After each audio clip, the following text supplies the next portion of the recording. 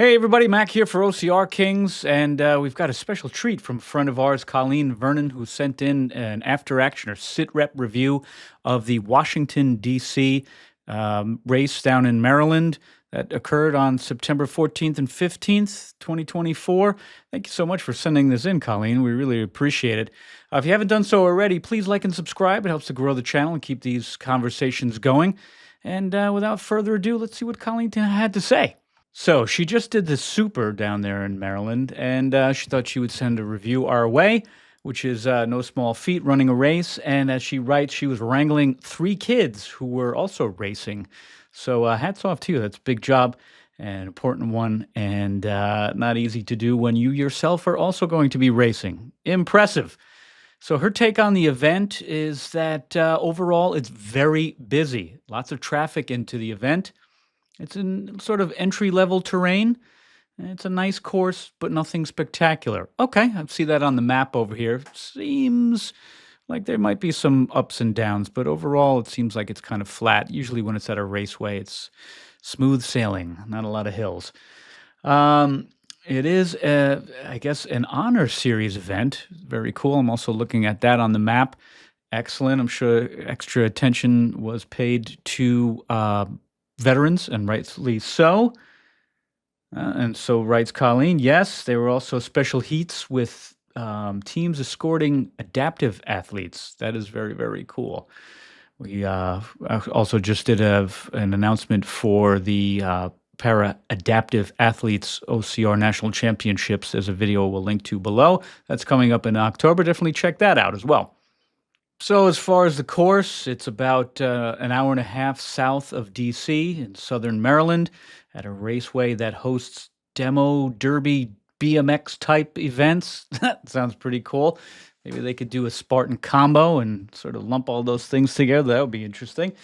There was another event at the raceway this past weekend, so you could hear car engines throughout the race. Excellent. Damer and I did something like that up in New Hampshire.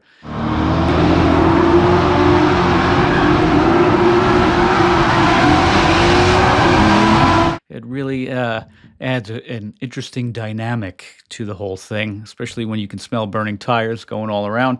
Pretty cool.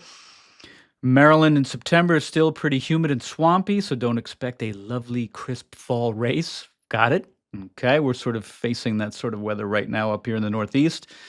The wooded sections of the course were quite lovely, and she liked the pacing of the obstacles. I'm looking at the map here. Yeah, pretty spread out. Some stacking up toward the end, 25, 26, 27, and a few right there in the middle, 17, 18, 19, but no giant gauntlet at the end as we've seen lately. Very, very good. Colleen writes that she was not super stoked that some of the course had them running along the road inside traffic cones. Where would that be? Oh, yeah. Over here? Over here? Over there? I'm not sure where that would be. Sounds a little dangerous. Okay. All right. Maybe some course design updates are warranted for next year's event. Traffic on the rural roads leading to the venue was crazy, even for the early morning start times. She arrived at 7:30 a.m. to race in a quote-unquote later early morning heat. And the parking lot and festival area were already bumping. So a lot going on. I didn't realize this was that active and that popular of a venue. That sounds pretty good. Her husband and kids were going to join her around 10, and they got stuck in about an hour of slowdown traffic 5 miles from the venue. Yikes. Not only were the roads busy, the course was packed. That's good to hear.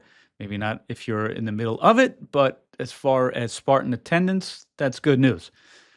The course was very fast, very flat, not super technical, and you can actually run rather than hike. Excellent. That's due to the fact that it's probably more flat than some of these, hilly or mountainous ones that we've got up here up in the north, like Killington.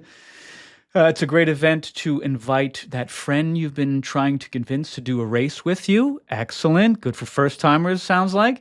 However, lots of beginner racers mean that there are lots of potential bottleneck areas on the course. Okay, and that comes down to course design. So Spartan, look at your analytics. You got some first timers signing up for a thing. Maybe spread it out, have extra lanes, or do something different with penalties where you move traffic away from the obstacles. And that's frustrating to a lot of racers, especially the veterans out there who've done several races in the past. Bottlenecks slow things down, and it could take away from a lot of things: your enjoyment, your personal record, your personal best. Bottlenecks, maybe there's a better way, and it might be course design. Just my 2 cents.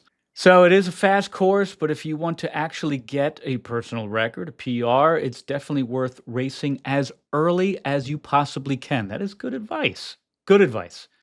So, since this was an honor series event, her heat had the privilege of hosting a Team Oscar mic. Okay, very cool. We've met those guys several times out there, certainly down in Jacksonville, Florida.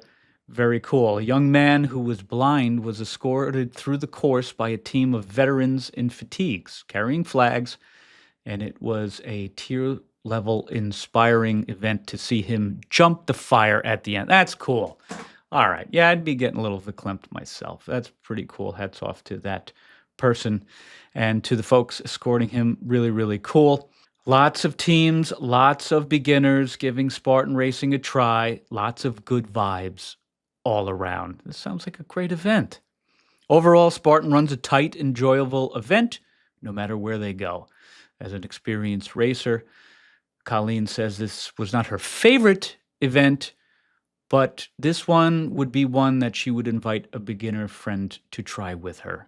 Excellent. So, flat course, fun course, active course, honor series event, great for beginners, a little hot and swampy, but overall, it sounds like a fantastic venue. Maybe we'll have to check this out. Possibly next year. Damer, I'm calling out to you, my friend. So thank you, Colleen, for sending this in. Really appreciate it. Thank you, everybody, for watching. Again, if you haven't done so, please like and subscribe. Helps grow the channel. And of course, it's always super appreciated.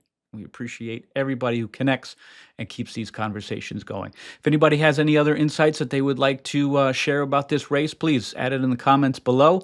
And we hope to see you out there on the course. But until that time, remember, as always, train hard, have fun.